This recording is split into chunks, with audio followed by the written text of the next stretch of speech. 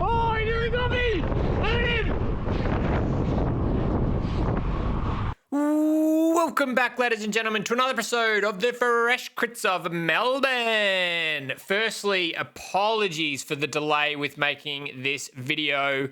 I've had some computer dramas of late, and does anyone know what a DPC watchdog error? Because I have been getting them left, right, and center, which has mean constant blue screens of death, constant freezes and lockups on the computer, which only adds to the frustration in editing. I'll get to do a minute of voiceovers before the whole system blue screens, crashes out and dies, and I'm gonna have to do it all again. So I've gone out, I've got a new computer, a new graphics card, so I'm ready to do a whole bunch of recording. So please hit that subscribe button, and if you feel generous, throw a few shekels my way. It does help out quite a lot.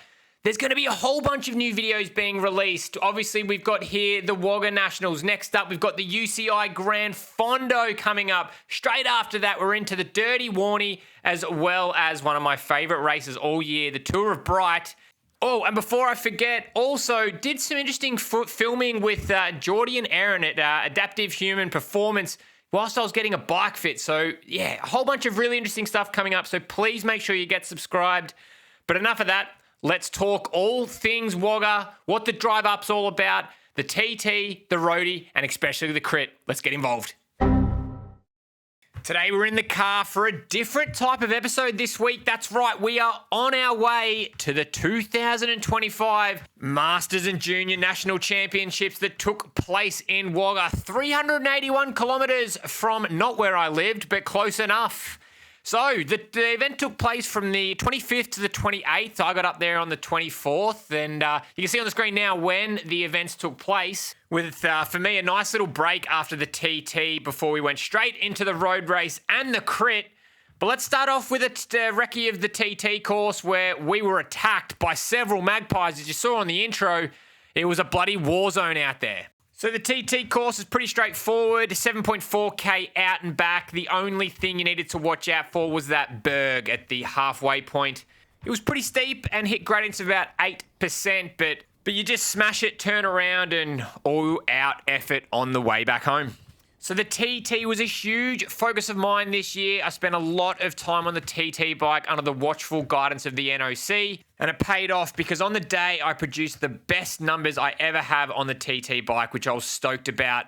Finishing in a time of 19 minutes and 16 seconds, secured first place in Masters 2, which was obviously a fantastic way to start off the Nationals campaign. But the next up was the road race, so let's go head there now. See you soon. Stay safe. Alrighty, so we are away in the Masters 2 road race, ladies and gentlemen. So let's talk a little bit about what we're looking at on screen right now. So first thing you may or may not have noticed is that the Australian Masters 2 road race was 60 kilometres long. That is outrageous in my opinion for an Australian titles to be 60 kilometres. It is way too short. I race crits that are longer than that, so it was really disappointing to see that released at such a short distance. A lot of these guys train hours and hours and hours a week, and to only have a crack at 60 kilometres to destroy and split the group, it made things very, very tough. On paper though, the course looked incredible. Yeah, it's basically has each lap is rolling sort of hills sort of setup with one major climb thrown in there, and it hits, you know, a gradient of up to 8 to 10%. So that is enough to completely explode the group. And then on the backside of that, you can hit speeds of up to, well, we saw the women's the day before this, 80 to 90 kilometers down the backside of the mountain or the hill, which is incredible. But for us, the men's, the next day, the wind had not only picked up, but it also had changed direction to really neutralize those launching pads to split the group. So to put it into what it looked like, it meant that into those climbs, it was a headwind, which made it extremely difficult to put anybody under pressure. Yes, you could probably launch up those climbs, but as soon as you made it over the top and started to descend, it was extremely easy to ride back onto the wheel, no matter how big or small you were. So it really neutralized the entire race and made things extremely defensive, which we all know, for those who have followed this channel before, how much I love an old defensive race. Makes me super, super happy. So the start of this one, you saw just earlier, I launched an attack right at the beginning because it was quite cold. It's like 10 degrees in the morning and we're all in our skin suits, and I said, look, I need to go early, I need to warm up, I need to spike the heart rate up to heat the body.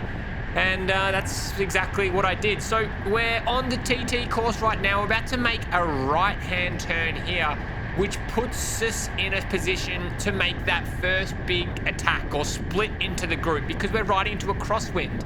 Now, number one, it's extremely early in this race. We've probably only been racing for 6 or so minutes, and this crosswind section is probably 400 to 500 meters in length, but I really wanted to put the group under pressure early, stretch the legs, hopefully drop a couple of those big sprinter boys so they don't come with us to the finish. Now, let's have a little bit of a chat about who I know in this race. So in the St. Cloud skinny, here's Brad Katie. He's from Tamworth. He's been scoping out a few of my rides on Strava, doing his competitor research leading up to this. We had a couple of other boys. Reese was the other one who was also in the TT. Super strong rider, won the state New South Wales title. So I knew I was coming up against some really strong races. The other ones that I need to mark is Gary Milburn, CX Natty Champ, I believe, who I've raced against before at St Kilda, as well as Alex Edney, who I race with at Southern Masters, and Glenvale down in Melbourne all the time. So that's Gary there in the blue kit on the outside. So keep an eye on him and watch how he positions himself during this race. He's got some very good tactics that he has picked up during his time, many years racing. Outside of that, I couldn't keep track. We had a decent field actually down here. Look at the line of the riders there. There probably would have been 30 or 40 people in Masters 2, which is great to see. I think it had to do with us being so close between Victoria and New South Wales. As we just saw Reese launch the first big attack of the day into the tailwind section of the course, to zero response of the group. We just let him right up the front, which is great. No one wanted to chase that too early, and to be honest, him being one of my main competitors in this race, I was happy to let him just sit out there and burn his matches, and maybe if the race is hard enough, be able to bridge across and form a little bit of a group with him and go from there. But here I am telling people, look, let's not bring him back straight away. Let's leave him out there for a little bit. We have still very early in this race. It's a nice little attack he's made. I'm more than happy to let him sit up out there and keep him in, closing distance where necessary. It is still very early in this race, but this is basically how it was. This is the speed we rode around at for the majority of the day, especially in this tailwind. There wasn't too much pressure on the pedals at all. All right, so we've picked this one up 8 minutes later, and you can see Reese is still up the road, maybe only 100 meters up there with the motorbike. You can see him there. Now, the reason I wanted to pick the footage up here is to show that this is one of the launching pads that you can use to split the group, I suppose. And it is also the TT turnaround point. It gets up to gradients of about 8%, so there is an opportunity there to split the group, but knowing that their climb is not only so short, it's a really powerful one. You can sprint up there if you've got the legs, and getting back on in the descent isn't too bad either. So it's not a huge opportunity there, but it is definitely one that you can use to deaden the legs of some of those big sprinter boys. You know, in the Vuelta, where there's like random stray dogs that wander onto the course? Well, this is the Wagga version of that. Check out the little sheep that wanders onto the course, and the motorbike has to gently escort it off the course to cause no harm to the rest of the riders. How great is that? I feel like we're on Animal Watch. We've had magpies attack us, the sheep are out there. I wonder what is next. Skip forward 10 or so minutes since the sheep incident, and nothing has happened. Literally nothing has happened. It's been just tapping away at, your 200 watts, super chilled, quite boring. And I just got the urge to spark the race. I was losing my mind just sitting in the wheel, so I needed to do something. And this was my moment to kind of try to split the group, but everyone's still strong enough to just easily ride back onto the wheel. There are little groups happening, but no one's really looking to pull through. And this is the Masters racing. Like, this is it. This is what it's all about. It's a little attack, or maybe there's 5 guys that might launch attacks, and the rest of them are just more than happy to sit on and hopefully just be there to the sprint, which, you know, I guess is fine, but it's just makes for an extremely frustrating race. But this is what I love. Reese has followed on and then launched an attack of his own, which was instantly marked by Gary Milburn straight onto his wheel, and I tried to get across as well. But the issue is, and this is the whole problem, is he's launched his attack on a climb, tick, huge tick there, but because we're almost going into a headwind, it's so easy for those other riders to just sit in the draft. Reese is putting down some huge watts here in order to try to split the group. And if you look in the rear cam, there are small, tiny gaps opening up, but it just can't be Reese's responsibility to try to break this. Other riders need to ride to the front and try to break the race apart, but I'm not too sure if everyone's just at the same level or more than happy just to kind of roll to the finish and make it over the bergs. But, you know, if you want to contest the sprint and you're not a sprinter, these are the opportunities that you're given to try to launch big attacks and try to drop those bigger, stronger sprinters. But instead, everyone punches a clutch in, and we're here doing just over 100 watts.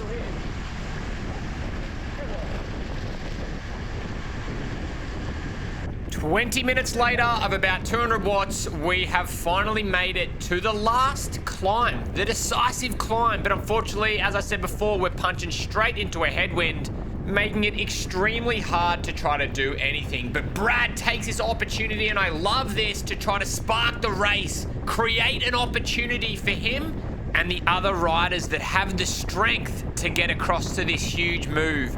Reese is on the front pushing big numbers in order to close the gap, but unfortunately no damage is being done, as you can see in the rear cam. Yes, there are some grimaces on people's faces, but because the race has been too easy up until this moment, everybody still has the legs to stay with this move.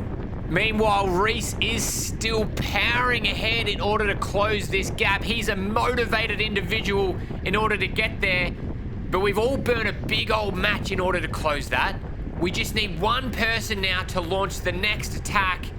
But because we're 5.5 kilometers from that finish line, everyone's saving their bickies, except for Chris from Canberra, who launches a perfect counterattack and already puts the group under a fair bit of pressure. You can see here Reese and Brad are both motivated to get across to that. Meanwhile, in the rear cam, Alex is pretty happy with this situation. He's having a big smile on his face, whilst we have riders stepping into the wind just in case another rider looks to drop the wheel. There's been a considerable bit of damage done to the group. If you can catch a glimpse between Gary Milburn's legs, you'll be able to notice that riders are dropped. Riders are dropped on this climb. Finally, we've done the damage that we needed to do. We didn't want to carry those big sprinter boys right across, and these two little moves have split the group. There's daylight behind them. There, you can see it. You can catch a glimpse. Finally, we've been able to put those sprinter boys to the test. We've put them under pressure, and it's finally paid off. Meanwhile, I don't actually know this. I'm eyes up the road. I haven't been able to catch a glimpse behind. I'm not too sure if anybody else has either, but there's been considerable amount of damage being done. Meanwhile, Chris from Canberra is still motoring up that climb. He's got a good gap onto us. I'd probably say it's 50 meters or so, which is bigger than we've seen all day, apart from obviously Reese's early move at the start of this race. That's fantastic, and this is my opportune time. I'm like, I've got to get across. I've got to keep making this race hard. I don't want to drag the rest of these guys over with me. So I do my best, Primoz Roglic, and teleport across. Brad has not let my wheel out of sight all day, and you can see the pain face on the man, the pressure I'm putting him under in order to get across. There's grimacing everywhere. He's looking behind being, can someone else come pull through? I can't do it.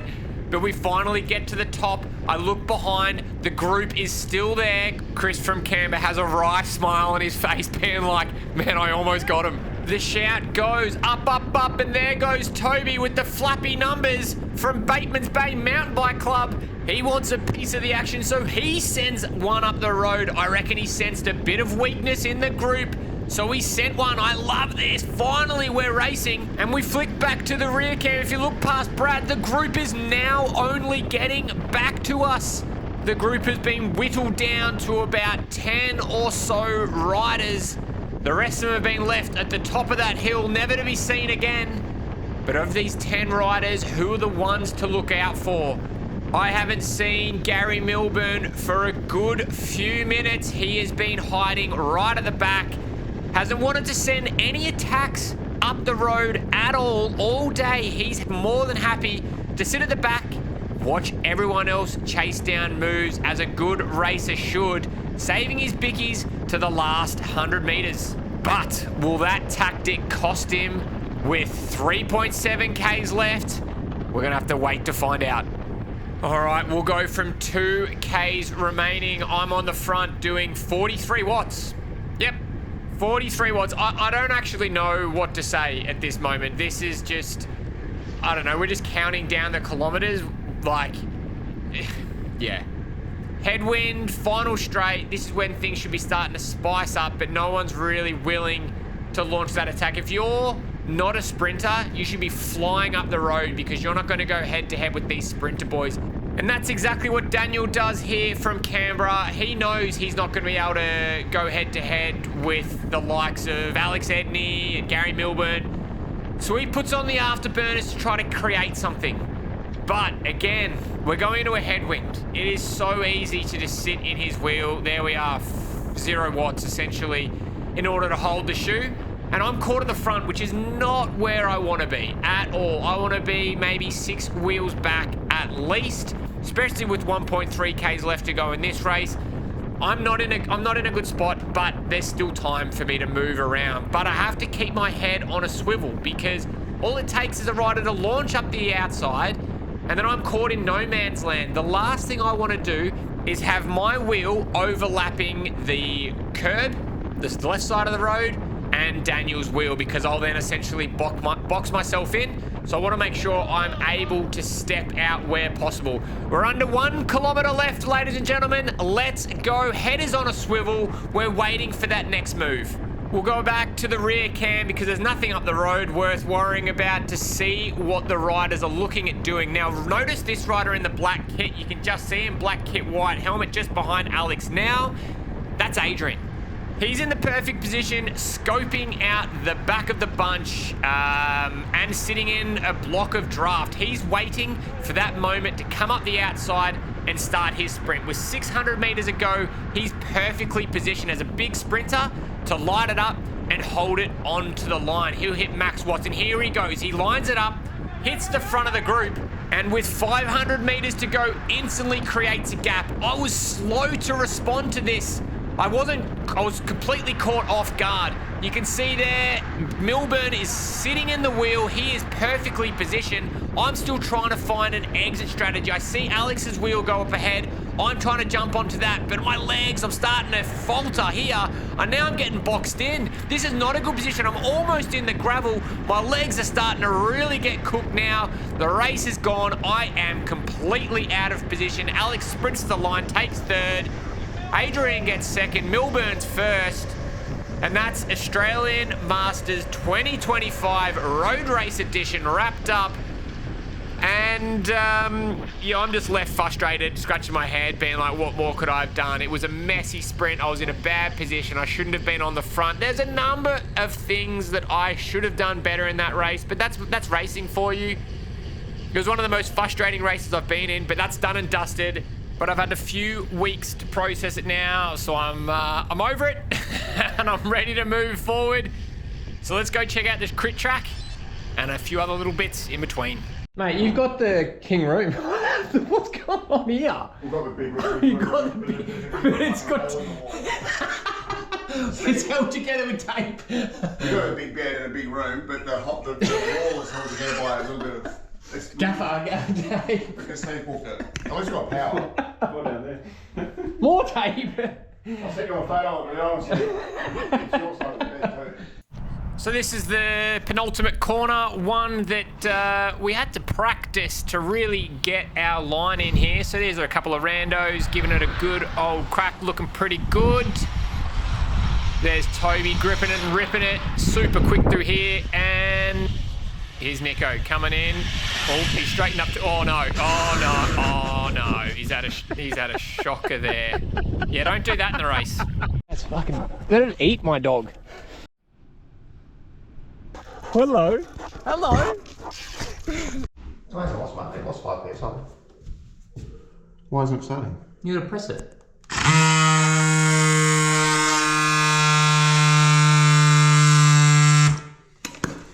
How easy is that, mate? Yeah, it's pretty easy? Very easy. Yeah.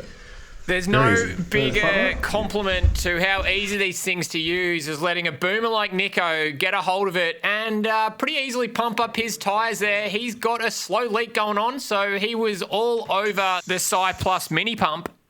Make sure you check out the comments or check out the description below where you will find your own promo code to make your YA pump a little bit cheaper.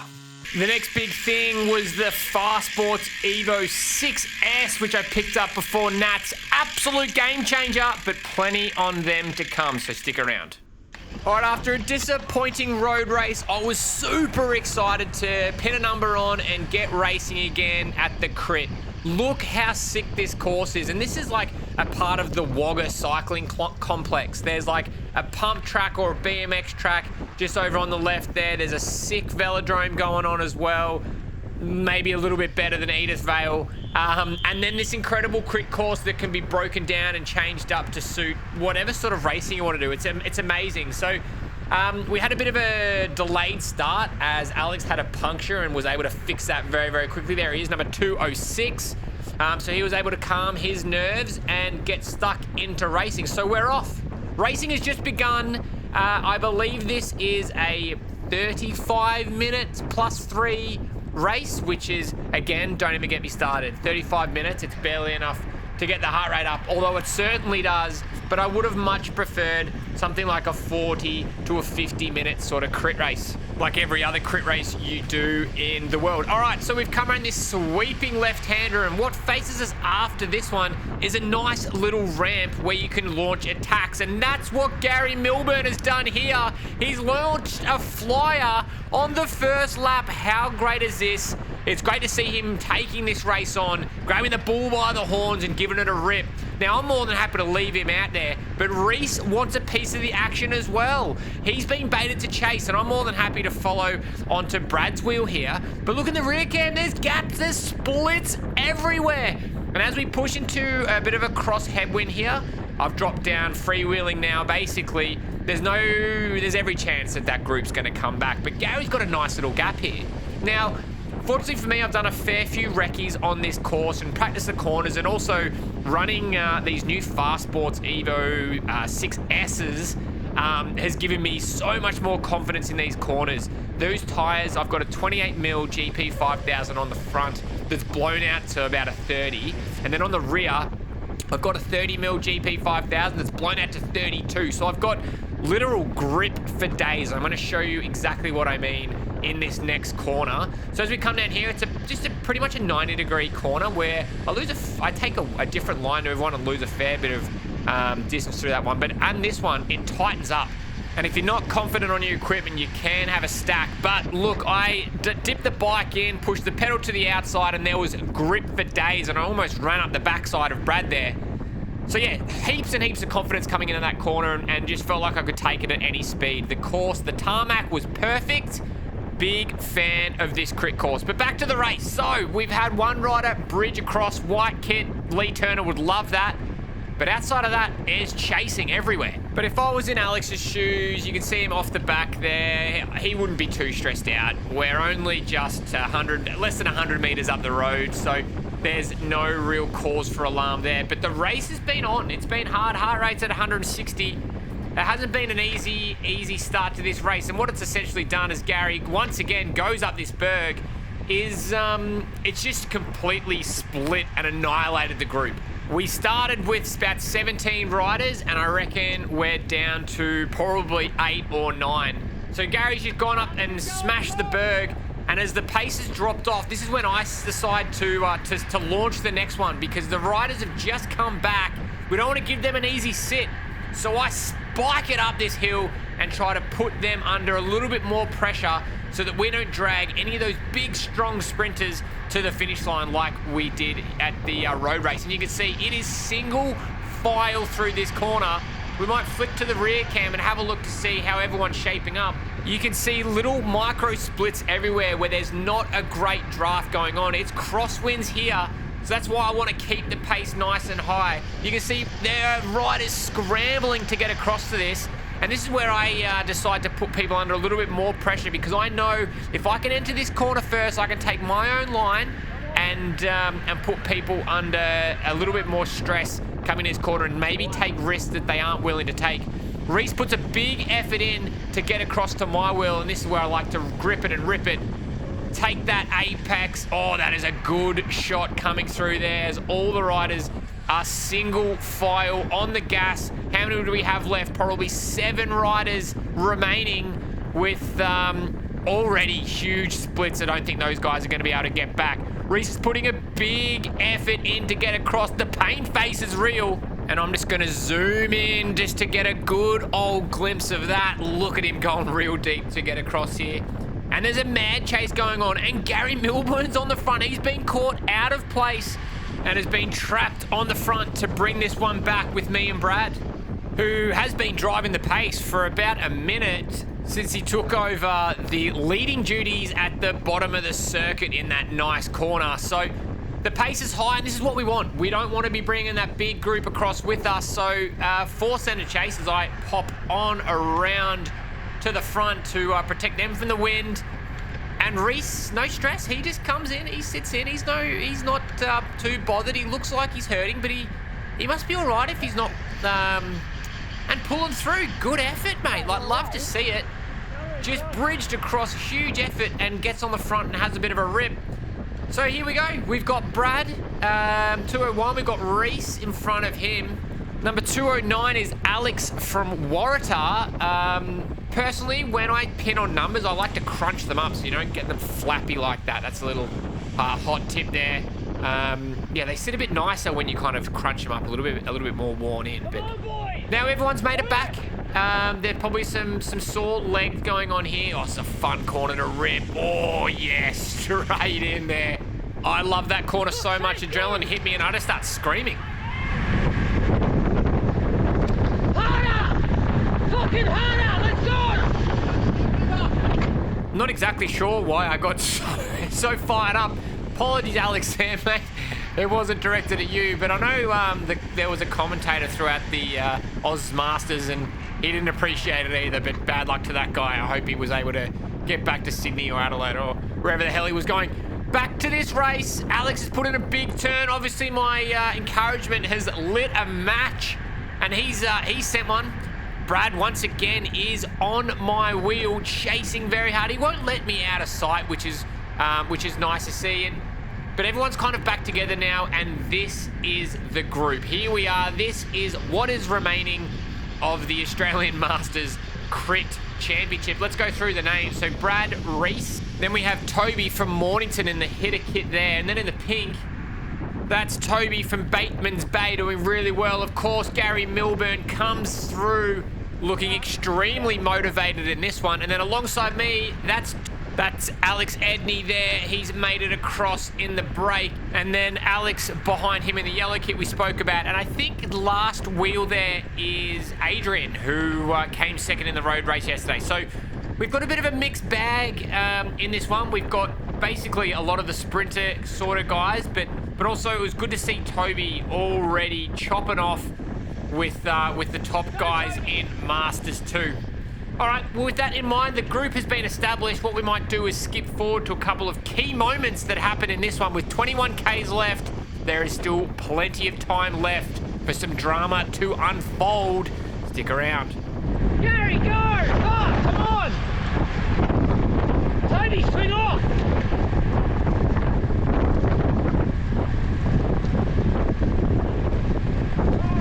Gary, go! So there you saw it moments early, getting a little bit frustrated that we weren't rolling nice turns, and we're happy to let the group sort of come back. I decide, in all my wisdom at 166 beats, to launch a little bit of a spicy attack up the main straight, up that hill there. What the aim of this move, and full disclosure, not committing 100 or 200 watts there, is I just want to keep the race hard and fast. I want to keep having guys attacking over the top of me, because I don't want a repeat of what happened in the road race, which is, let's all cruise around, 150 watts, tap and chat. No, we're here to race. That's what I want to do. So keep the pressure on coming around this corner. And to be honest with you, the corners, the tarmac, like I said, is immaculate. So coming here and picking my own line, man, it's worth the little match that I've burned. So here he is dropping in here as we give a cheeky little stay left B grade to this rider here. Stay left! I wanted to make sure that we're coming into the next corner me first. I'm taking this corner in a really nice line, putting hopefully some guys under some cornering pressure behind me. But then again, we've got Gary, who is a CX Natty Champ, or Masters Natty Champ. Let me know in the comments below. He's an extremely experienced bike handler, so he's probably absolutely fine going through there. And I snap back on, and that's where Brad goes. This is what I want to happen. This is good. This is what we want, is these constant moves, these constant attacks. Let's whittle down the group from what have we got, 6, 7, 8 riders. Let's get that down there. 5, 4, 3. I don't care. Let's get that group as small as possible, so that when we lead it out to the main straight on the last lap, I'm sprinting against one other bloke instead of 7 proper hitters. Once again, we're back onto the main straight. Gary is almost on the front, and when he gives me the elbow flick here, I decide to send it as per usual. Again, I'm repeating the message. I'm on repeat, but I want to make this race hard. I don't want to be dragging these big, strong sprinters all the way to the line. So as soon as I see Gary grab that drink bottle, that's when I go, put him under pressure, catch him off guard, and I launch a little sneaky one, force him to chase back on, and I settle into a nice, comfortable little rhythm. But look, I think we all know what the outcome of this is going to be, don't we? Yep, everyone chases back on, but all it takes is 1, 2, 3, 4, 10 repeated efforts, and that'll drop a couple of riders, and that's what we're aiming to do. So let's skip a forward, and we'll find out when another rider sends one up the road. We've got Reese here on the front. He's been subtly quiet, but we know he's an aggressive rider, and that's what we like to see. Brad and Reese are pretty strong, and that's where he goes, whack! Right over Toby there. Sends him out the back door again, forcing the rest of the riders to chase, and I'm at 172 beats. This is where we want the race hard. We want to drop those big, heavy, strong sprinters. That's the aim of the game here. He has a cheeky look behind, but to be honest, looking back at this, I'm actually a little bit on the limit here, so I can't offer that next whack to get across here. I can't offer that next little punch, so I sit back in, just find that tempo rhythm, keeping the pace high, making sure that the chain is tight, coming around this corner here. But as we look in the rear cam, everyone's still here. Everyone's still chilling. That's not what we want. We want less of those riders there. As Adrian launches one up the road, he is not content with the pace that we're putting down, and he's definitely a rider that we need to watch. After placing second in the road race only a day earlier, we know he is full of watts, and definitely someone that we shouldn't just let dangle out there, because now, and he's got a cheeky little gap, and Brad's a little concerned of that, so he launches one to create absolute chaos as we start to lap the Masters 1, guys. Let's cause absolute carnage as he dive bombs under the inside. This is where we can create a disturbance in the force. I'm trying to pick my exit strategy out of here as I duck left, I duck right. Brad stomps on the pedals to get away, and it forces a chain reaction behind. But have we done enough damage? Brad's going to have a quick glance to see what we've done, and you can see in the rear cam, there's been a little few riders drop there. Vanderlands is still out in front, but there seems not a huge concern within the peloton. We're still all together. There's 14 Ks left in this race, and my heart rate's at 174. This is where we want to be. We want this race hard, and it's shaping up to be a hard race.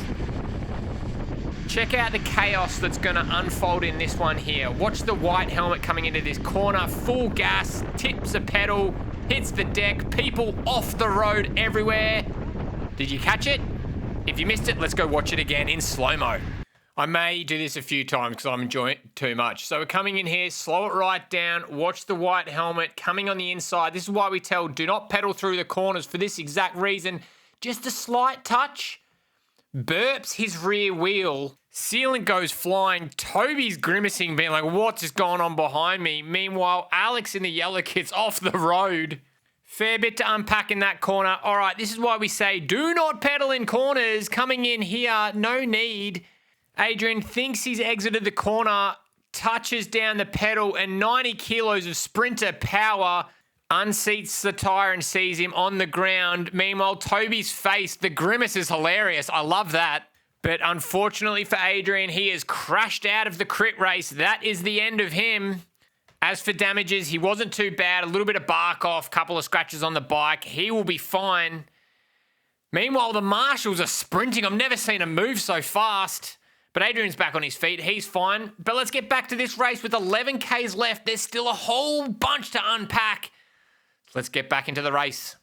All right, with 7 Ks left, I'm going out swinging. You can't say I didn't try. So I'm trying something new on a different part of the course here on the downwind, downhill section. Probably not the wisest move, but I felt like I needed to do something to keep this race exciting because we just, ever since Adrian had his spill, it's been pretty slow moving, which means those free energy in the leg stores have built up and those big, strong sprinters would be feeling very fresh. So let's keep the race hard. Let's keep the race under a bit of pressure. Ripping into this corner. Total trust in those Fast Sports rims. Oh, they're so good. Coming around this corner, back in the aero position, pushing hard on the pedals. Still a lot of looking around, a lot of what's going to be that next move. 6.7 Ks left. And that's when Gary goes. Kinda. Not really, but he tries. That's all that counts, and then swings off. He doesn't want to be caught on the front. Oh, 6.6 Ks left. There's probably 6 laps to go. Let's skip a little bit forward into this one. 4.1 Ks left. This is where Brad starts to launch a little one on the left-hand side here. Off he goes, and Gary was ready. So was Reese. Straight to the drop, straight onto that wheel, ripping into this corner at 55 kilometers an hour. Look how everyone's leaning their bikes in, dipping their bikes, and I take a different line to Gary to avoid running up the backside of him, but still stayed in the draft. You can see there are still stones on the track from where we had a bit of an off earlier this race. 800 watts up the back straight here. There's plenty of looking around, waiting for that next move. People are hurting at this stage. We have been racing for 33 minutes, and it's been on. It's been a hard race. But it hasn't been hard enough. There is only, 7 guys left in this race from a possible of 17. Are we able to drop any more with 3.5 Ks left?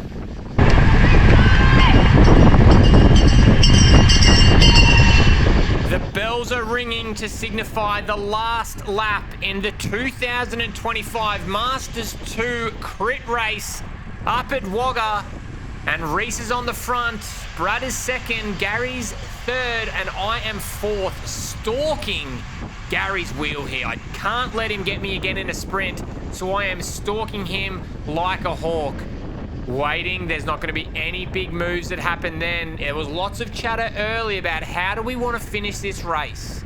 Do we want to launch a last lap flyer and catch everybody off guard? That's Alex's plan. That's why he's made it to the front now. But has he made a mistake by doing that? Has he gone, quote, too early and been caught on the front, everyone waiting for what his next move will be? We're going to have to watch and find out. Here we come into the last time coming into this corner. There is a lot of tension in the air, but no one is taking any risks. Coming through there very clean as we pedal straight out of the corner. Alex is still on the front. What's he going to do? He was talking around just going from here in the tailwind section, launching a long flyer and then just hoping that no one would catch him. Everyone would be too busy looking around, waiting for that next person. We're almost all in the drops here. We're waiting and our head is on a swivel. There's 630 Ks left until somebody's going to be crowned the Masters 2 Natty Champ. Who's it going to be? Heads are looking around. We're guarding that inside line. I don't want anybody to come up the inside here. I swing out left to shut the door on that. That means I only need to look one direction. I've got Brad here on my right hip. I'm not too concerned about him because I'm looking up the inside. I want to go inside line, and Gary's now been caught on the front. Alex has done a nice move to swing right here.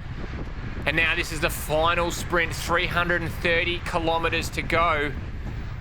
Gary's waiting. He's caught on the front. He's a little bit off guard. And this is when I go straight up the inside. And Gary gets the jump on me and off he goes. And that is at least a bike and a half length that I need to close there. 1200 watts I'm doing to try to chase him down. I'm getting there. There's 100 meters to go. Can I get there? I throw on the line. I miss out. 30 centimeters, I reckon, is all it was. That is a wrap, ladies and gentlemen. But I want to go back and talk through that sprint one more time. I think I know where I went wrong. I think I know why Gary got that quick bike or 2 bike lengths jump on me there. Let's go back and check that one out. Okay, here we go. Back with 400 meters to go. My aim is to go up the inside of Gary whilst he's not looking and get an explosive jump on him with the hope to put him off his sprint. So I'm waiting. I'm waiting for that moment where it leaves me a little gap, and there it is. There I go. But at this moment here, I lean forward on my bike. I put all my weight over the front wheel, and I'm pretty sure I lose traction on that rear wheel. For 2 pedal strokes, I lose traction, and that's all it takes for Gary to get a nice bike length gap in front of me. And then I've got all the work to do to close it up. So a huge learning from me there is make sure you weighted on the bike. There's not much I could have done differently, to be honest. I set everything up right. I had a plan. I had a strategy of how I was going to do it. I just executed it poorly, but that is racing, ladies and gentlemen.